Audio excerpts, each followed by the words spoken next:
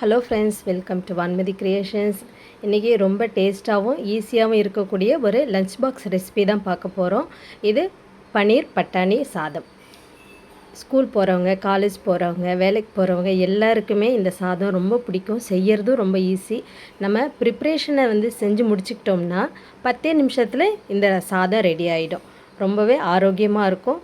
குழந்தைங்களுக்கு ரொம்ப பிடிச்சமான ஒரு பொருள் அப்படின்னா இந்த பன்னீர் தான். இந்த பன்னீரை வச்சு பட்டாணியும் சேர்த்து நம்ம இந்த சாதம் செஞ்சுருக்கோம். பன்னீர் பட்டாணி சாதம். வாங்க, இந்த ரெசிபிக்கு முக்கியமான பொருள் பன்னீர் ஒரு 200 கிராம் எடுத்திருக்கேன்.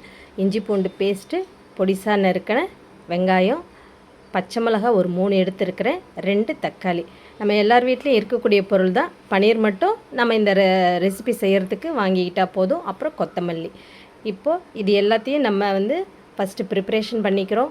தக்காளியை போட்டு பேஸ்ட் பண்ணி எடுத்து வச்சுக்கிறோம்.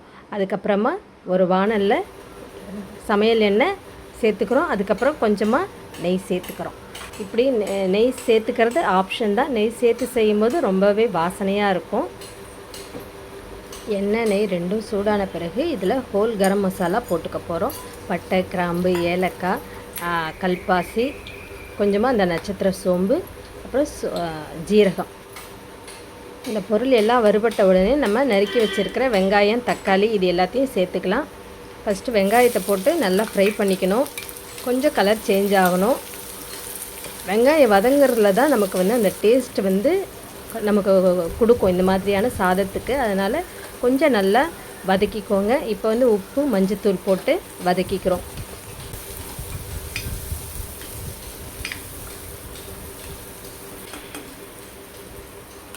இப்போ எடுத்து வச்சுருக்கிற இஞ்சி பூண்டு பேஸ்ட்டு.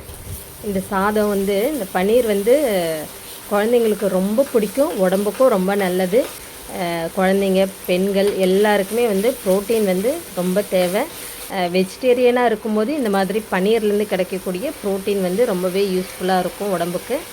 அதனால் வாரத்தில் 2-3 நாள் வளர்கிற குழந்தைங்களுக்கு இந்த பன்னீரை வச்சு லஞ்ச் பாக்ஸ் ரெசிபி செஞ்சு கொடுங்க. ரொம்பவே விரும்பி சாப்பிடுவாங்க. இப்போ இஞ்சி பூண்டு பேஸ்ட் வதங்கின பிறகு நான் அரைச்சி வச்ச தக்காளி போட்டு வதக்கி மூடி வச்சுருக்கிறேன் ஸ்லோ ஃப்ளேமில். இப்போ பன்னீரை உங்களுக்கு வேணுங்கிற சைஸில் கட் பண்ணிக்கோங்க. நான் கொஞ்சம் பெருசாக தான் கட் பண்ணியிருக்கிறேன். ஒரு தோசைக்கல்லில் இந்த பன்னீரை கட் பண்ணி கொஞ்சமாக எண்ணெய் ஊற்றி நம்ம ஃப்ரை பண்ணிக்க போகிறோம்.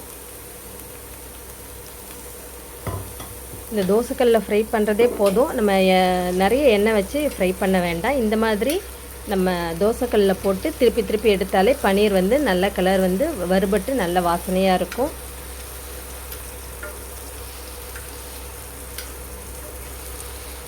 சின்ன சின்ன பீஸாக இருந்தாலும் நல்லாயிருக்கும். நான் கொஞ்சம் பெரிய பீஸ் போட்டிருக்கேன்.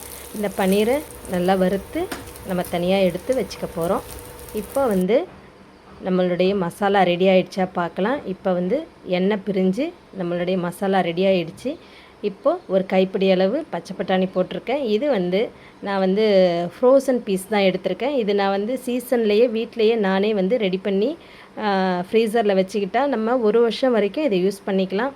இந்த மாதிரி ரெசிபிக்கு வேணுங்கிற பச்சை பட்டாணியை யூஸ் பண்ணிக்கலாம்.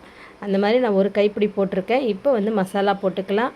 1/2 டீஸ்பூன் அளவுக்கு தனி மிளகாத்தூள், 1 டீஸ்பூன் அளவுக்கு தனியாத்தூள் போட்டிருக்கேன்.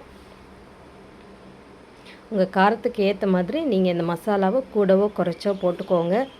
கரம் மசாலா ஒரு 1/4 டீஸ்பூன் தான் போட்டிருக்கேன். ரொம்ப நிறைய போடலை. இது எல்லாத்தையும் நல்லா வதக்கி பச்சை வாசனை போகிற அளவு ஃப்ரை பண்ணிக்கோங்க. இப்போ வீடியோக்காக நான் பொறுமையாக காமிச்சிட்ருக்கேன். யூஸ்வலாக நம்ம இதை சமைக்கிறதுக்கு ஒரு 10 நிமிஷம்தான் ஆகும். இப்போ இது எல்லாமே நல்லா வெந்து வந்துருச்சு.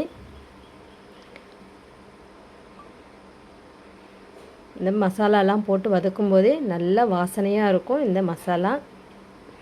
இப்போ நாம் வறுத்து வச்சுருக்கிற பன்னீரை போட்டு நல்லா மிக்ஸ் பண்ணி 1 நிமிஷம் மூடி வச்சு நம்ம குக் பண்ணால் போதும். எல்லாமே வெந்துருச்சு. இந்த பன்னீரில் இந்த மசாலா சேரணும், அவ்வளோதான். அதுக்கு ஒரு 2 நிமிஷம் போதும். மூடி போட்டு ஸ்லோ ஃப்ளேமில் வச்சிட்டிங்கன்னா பன்னீரும் மசாலாவும் நல்லா ஒன்றா சேர்ந்துடும். இப்போ நம்ம சாதத்தை வடித்து தான் சேர்க்க போகிறோம். வடித்து வச்ச சாதத்தை தேவையான அளவு இதில் மிக்ஸ் பண்ணிக்கணும்.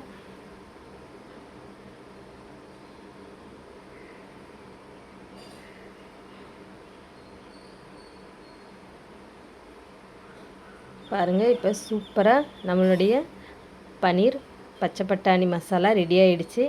இந்த மசாலாலேருந்து நான் ஒரு கிண்ணத்தில் தனியாக எடுத்து வச்சுக்கிட்டேன். இந்த மசாலாவை நீங்கள் இப்படியே சப்பாத்தி, பூரி இது எல்லாத்துக்குமே சைட் டிஷ்ஷாகவும் நம்ம தொட்டுட்டு சாப்பிட்லாம். நான் சப்பாத்திக்காக இந்த மசாலா கொஞ்சம் தனியாக எடுத்து வச்சுக்கிட்டு இப்போ கொத்தமல்லி தூவி போட்டுக்கிறேன். இந்த ஒரு மசாலா நீங்கள் செஞ்சுக்கிட்டிங்கன்னா காலையில் சப்பாத்தி பூரிக்கு சைட் டிஷ்ஷாகவும் கொடுத்துக்கலாம். மதியானம் லஞ்ச் பாக்ஸுக்கும் நீங்கள் இதை ரெடி பண்ணி கொடுக்கலாம். இப்போ ஒரு கப் சாதம், வேக வச்ச சாதம். இது நல்ல உதிராக இருக்கணும், குழைவாக இருக்கக்கூடாது இந்த சாதம். அப்படி இருந்தால் தான் இந்த சாதம் ரொம்பவே நல்லாயிருக்கும். இப்போ ஒரு டீஸ்பூன் நெய்யை போட்டுக்கலாம். இப்போ ஜென்டிலாக மிக்ஸ் பண்ணுங்கள், சாதம் உடையாமல். போட்டு வேகமாகவோ அழுத்தியோ மிக்ஸ் பண்ண வேண்டாம். லேசாக கலந்து கொடுத்தாலே நம்மளுடைய பன்னீர் பட்டாணி சாதம் ரொம்ப சூப்பராக ரெடி ஆகிடும். இந்த ஸ்டேஜில் உப்பு செக் பண்ணிக்கோங்க.